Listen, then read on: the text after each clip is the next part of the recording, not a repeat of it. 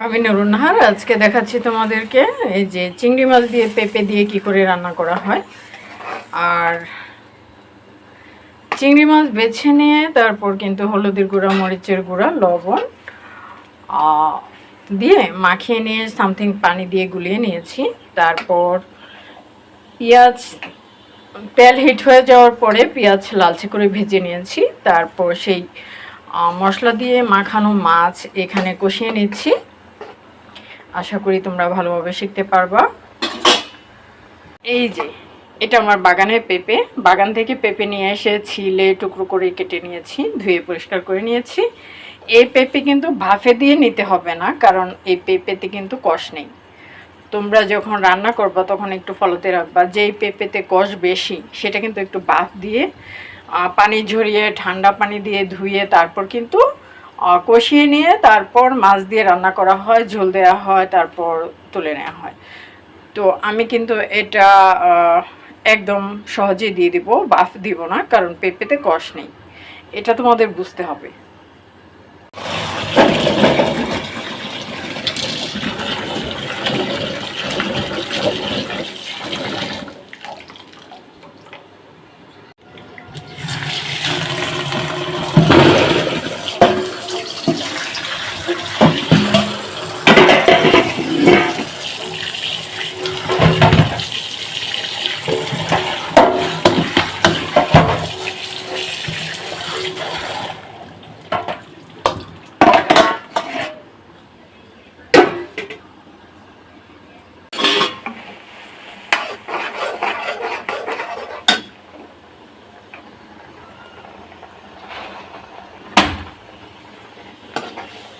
বেশি কষানোর প্রয়োজনে আমি এখন পেঁপে দিয়ে দিব। বিসমিল্লাহ।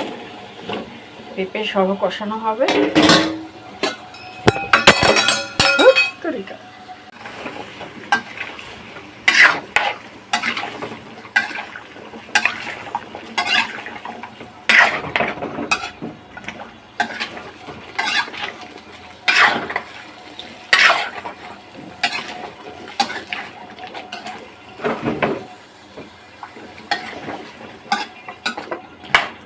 তো এটা কিন্তু ভালো করে কষিয়ে নিতে হবে, কষানো হতে থাক।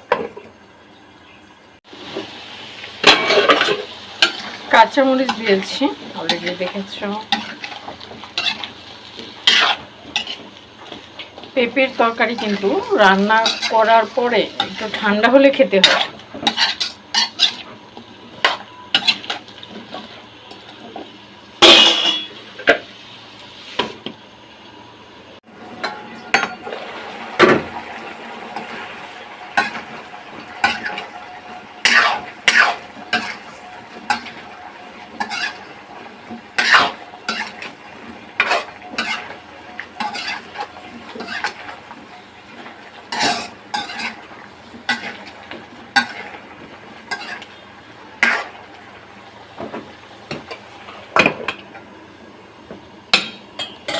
আর সিদ্ধ হবে।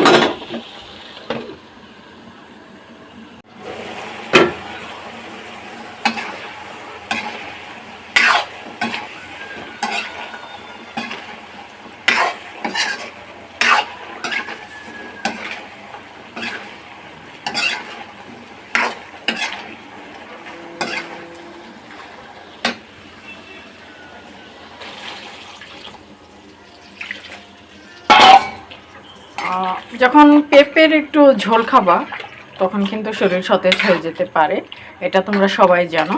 পেঁপে সবজি খুবই স্বাস্থ্যসম্মত, স্বাস্থ্যকর একটা পুষ্টিগুণ সম্পন্ন সবজি। পেঁপে আমরা কিন্তু সব মাংস, মাছ সব কিছুর সাথে খেতে পারি, সো কোনো সমস্যা নেই, হয়ে যাবে ইনশাল্লাহ। যে দেখো একদম হয়ে গেছে, চুলা বন্ধ করে দিয়েছি। Perfect recipe. কি বলে এটাকে, পেঁপে দিয়ে চিংড়ি একদম কমপ্লিট, একদম একদম কমপ্লিট হয়ে গেছে।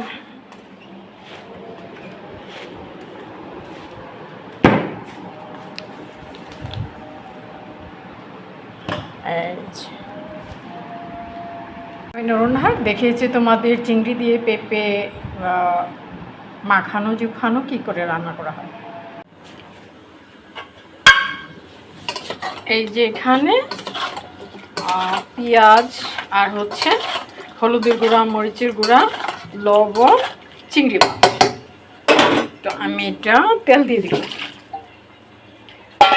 এটাতে তেল অ্যাড করে দিব, তাহলে আস্তে আস্তে হয়ে যাবে চিংড়ি মাছটা।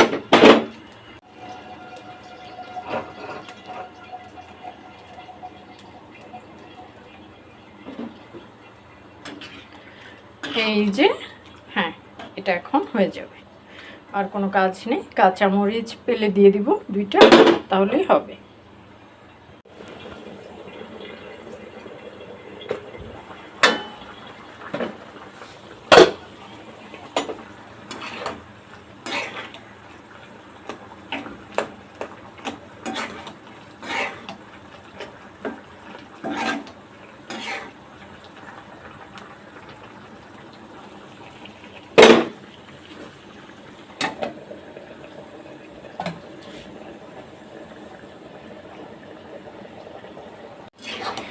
এই যে হয়ে গেছে চিংড়ি বোনা,